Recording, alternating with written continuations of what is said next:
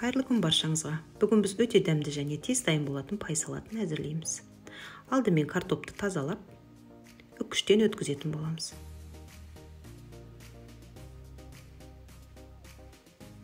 Картопымызды суға бірнеше рет жуып, қағаз майлыққа осылай жаямыз. Жақсылап кептірілген картопымызды қызып тұрған майға қызарғанша қуырамыз. Дайын болған картопты қағаз сүлгіге алып майын сорғытып аламыз.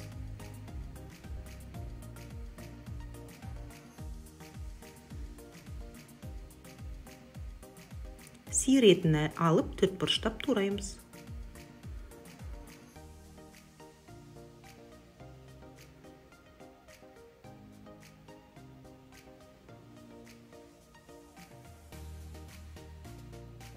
Етімізді аз мөлшердегі майға қуырып аламыз.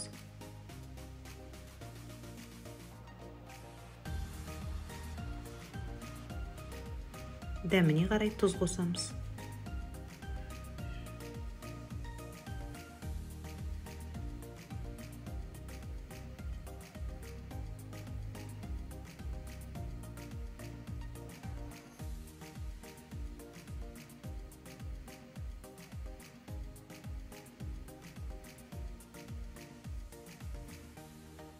Етіміз дайын болған соң, майынан сорғытып, шығарып аламыз.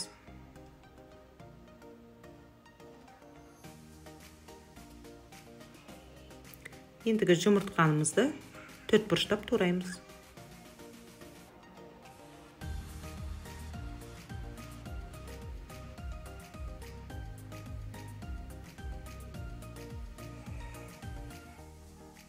Көк пиязымызды жуып, майдалап тураймыз.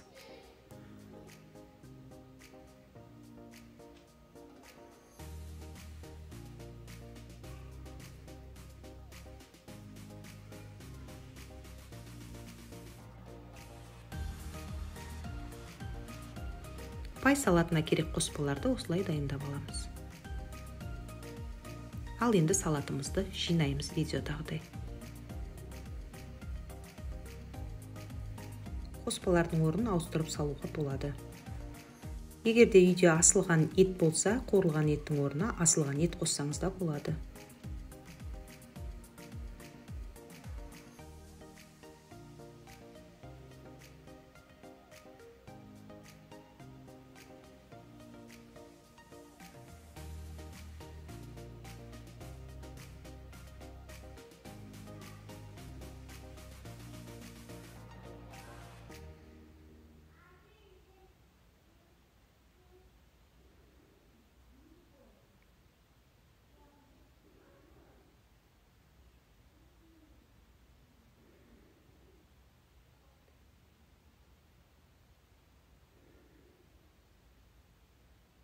Жинап болған соң целлофан қалташамызға майонезімізді құйып, 5-6 жерден тіс шұқығышпен тесеміз. Осындай әдемілеп узор салатын боламыз.